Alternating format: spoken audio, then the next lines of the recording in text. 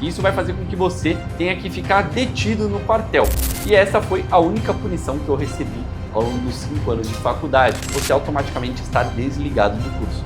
Você perdeu a sua vaga, não importa se você está no primeiro, segundo ou no 5º ano da faculdade. Isso pode matar milhares de pessoas, tudo isso porque você fez alguma coisa que te levou a essa punição. Quando as pessoas pensam no ITA, elas pensam em prova difícil, matemática absurda, física impossível, mas quase ninguém fala sobre uma coisa: as punições. Sim, no ITA você pode ser punido tanto militarmente como academicamente, e muitas dessas punições podem acabar com a carreira do aluno por ali. E hoje eu vou te contar da punição mais leve até a punição mais pesada, quais realmente aconteceram na época em que eu estudava, quais eu vi acontecer, e algumas que até viraram lenda dentro do ITA. Esse vídeo não é uma denúncia nem um incentivo, é apenas um relato histórico e pessoal do que eu vi acontecer lá dentro. Meu nome é Guilherme Diaconiuk, eu sou engenheiro aeronáutico formado pelo ITA, e aqui nesse canal eu conto um pouco da minha história e da minha trajetória até eu ter sido aprovado no ITA e depois de formado. Tudo isso para incentivar vocês a estudarem e também para motivar quem já está no caminho. Antes de falar das punições, você precisa entender uma coisa: o ITA não é uma faculdade civil comum, ele é uma faculdade militar. O aluno do ITA, além de estudante, é também um militar em formação, e isso muda completamente o jogo. Em uma universidade civil, você vai ter apenas punições acadêmicas ou consequências acadêmicas. Já no ITA, além das consequências acadêmicas, você também responde militarmente e, portanto, vai sofrer as sanções militares. Você não responde só para um coordenador de curso, você responde para toda uma cadeia militar. Comandantes, tenentes, capitães, coronéis e por aí vai. Vamos então começar da punição mais leve para a mais pesada. Começando pela mais simples de toda, que é uma advertência verbal, o famoso puxão de orelha. Que em muitos lugares isso não significa nada, mas no ITA isso já é uma bela consequência. Isso já pode te tirar alguns privilégios, pode te impedir de fazer algumas solicitações, como por exemplo pedir um feriado no dia do seu aniversário ou algo nesse sentido. Serviço extra, você pode tomar como punição ter que prestar um serviço militar, que normalmente é ficar de guarda, de vigia, por um período a mais ou uma data extra que você normalmente não ficaria. Tudo isso porque você está punido. Restrição de sair no final de semana. Você também pode tomar uma punição que vai te impedir de sair ali do ambiente, do quartel, por um final de semana. Então você não vai poder viajar, visitar sua família ou, enfim, fazer o que você gostaria de fazer de forma livre no final de semana quando você está fora do expediente. Pernoite ou serviço noturno. Isso acontece quando você toma uma punição um pouco mais severa e aí, além de ter que cumprir um serviço extra, você vai ter que fazer esse serviço à noite, que geralmente é um horário ali que ninguém quer fazer. Então você vai cumprir o serviço e ainda à noite provavelmente vai desregular o seu sono, você vai perder ali um período que você poderia estar descansando. Tudo isso porque você fez alguma coisa que te levou a essa punição. E até agora tudo isso parece bem simples. Ah, tudo bem, eu vou só tomar um puxão de orelha ou vou ter que fazer um serviço a mais.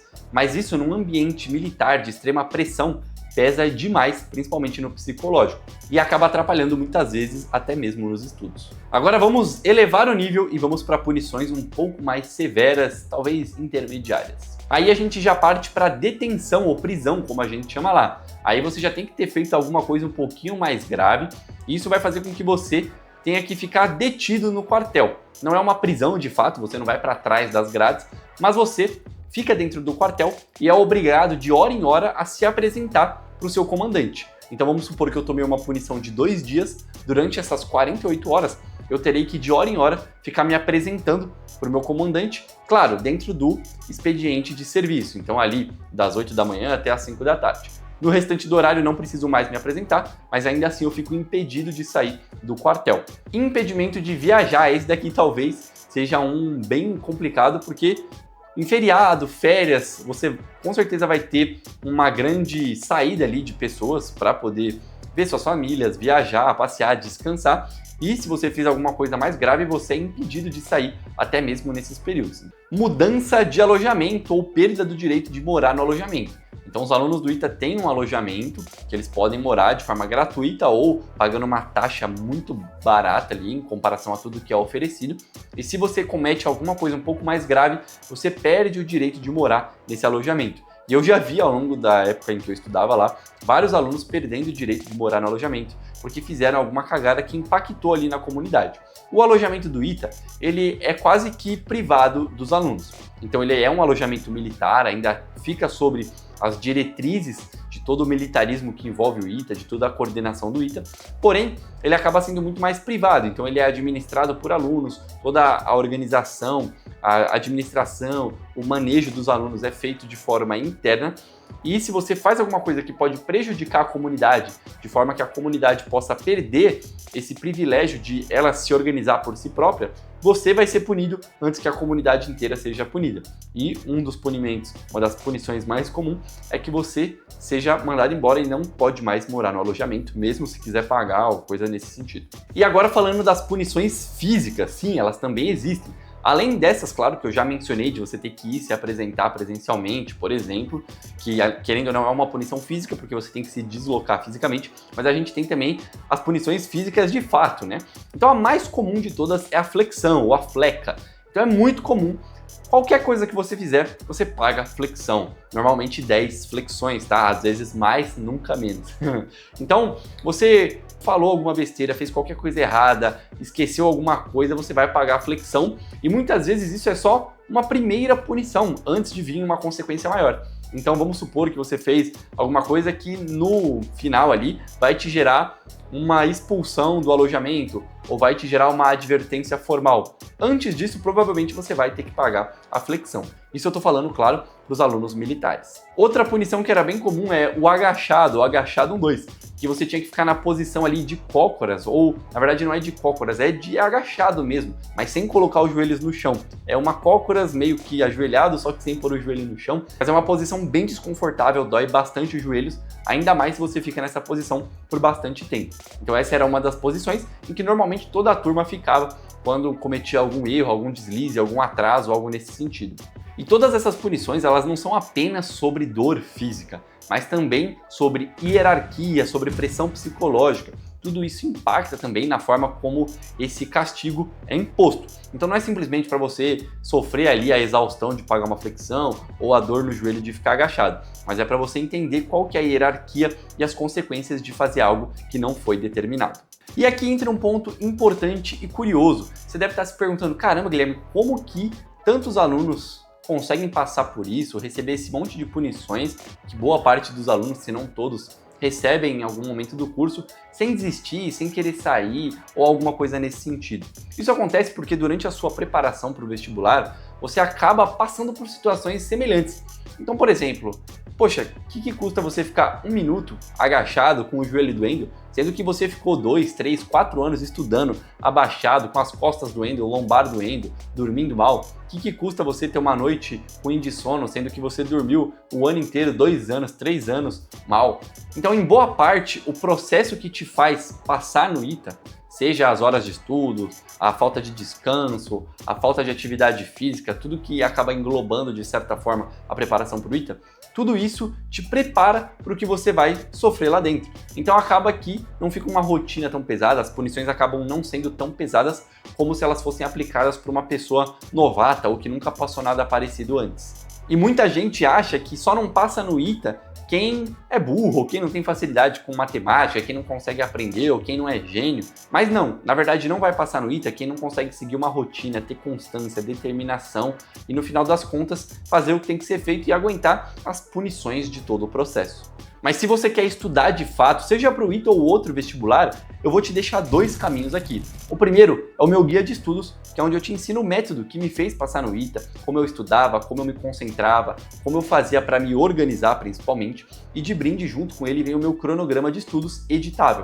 que é nada mais do que uma planilha que você consegue se organizar e editar ela, adaptando para a sua realidade, de acordo com o número de horas que você tem disponível para estudar no dia. E o segundo caminho é o meu curso de matemática básica, que eu acabei de lançar, e eu decidi lançar esse curso porque toda reprovação começa numa base fraca. Então eu sofri isso ao longo de muitos anos até eu formar minha base para poder ser aprovado no ITA. Então, para ajudar vocês, eu desenvolvi um curso de matemática básica para te ajudar a reforçar a sua base.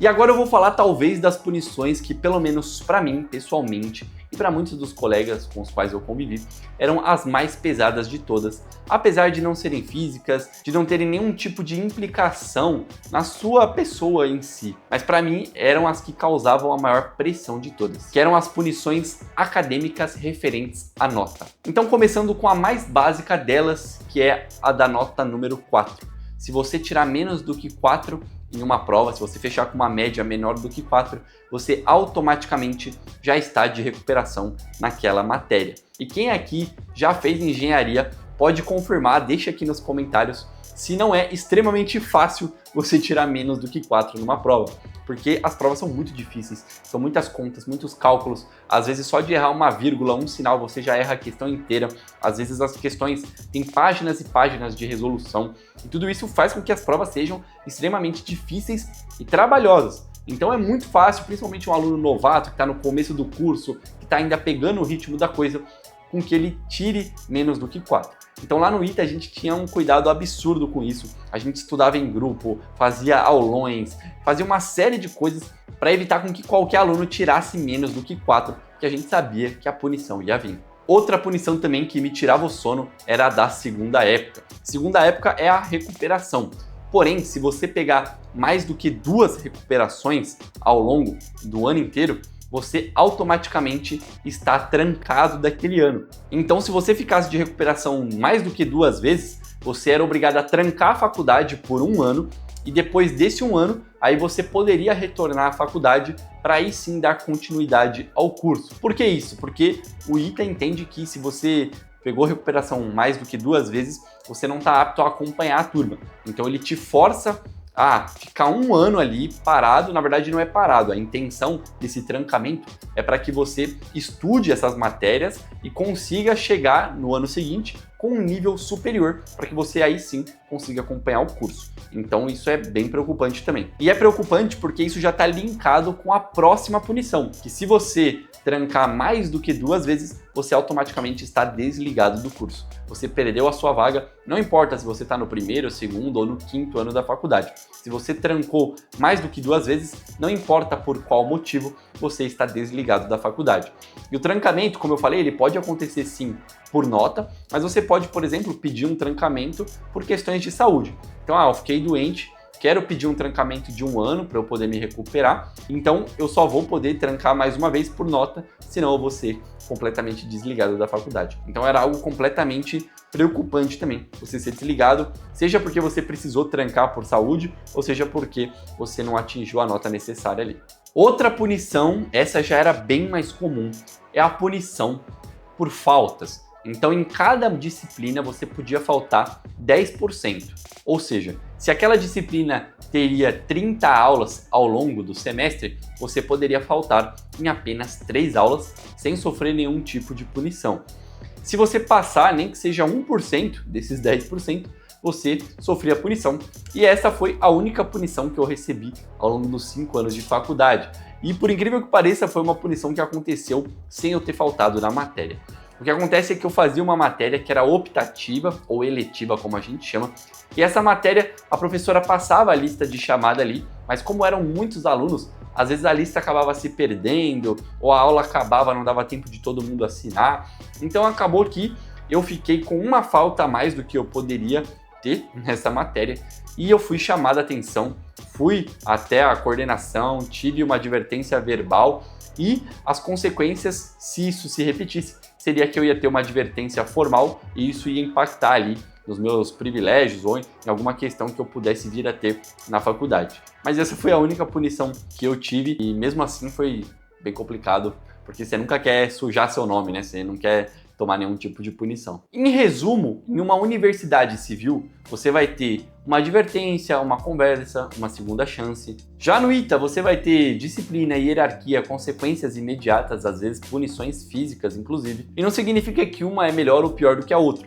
São simplesmente universos completamente diferentes. Depois que você se forma no ITA, você entende que essas punições não são para te humilhar, elas são aplicadas a pessoas que vão tomar decisões extremamente importantes no futuro. Então são pessoas que precisam de uma formação rígida, elas precisam ter responsabilidades nas suas ações, elas precisam saber que as suas ações vão ter consequências que muitas vezes vão impactar centenas, se não milhares de pessoas, e não só impactar financeiramente, socialmente, mas muitas vezes pode impactar na vida de uma pessoa. Imagina um engenheiro aeronáutico, como é o meu caso, que vai projetar um avião. Se ele não for extremamente rígido, se ele não tiver um rigor absoluto na hora de tomar suas decisões, na hora de projetar, na hora de cumprir os requisitos de segurança determinados pela aviação, isso pode matar milhares de pessoas durante um voo ou ao longo de anos durante a aviação. Então é extremamente importante que esse engenheiro tenha completa consciência dos seus atos, que ele saiba que esses atos vão ter impacto direto na vida de muita gente. Então, se você quer prestar o ITA, entenda que não é só estudar matemática,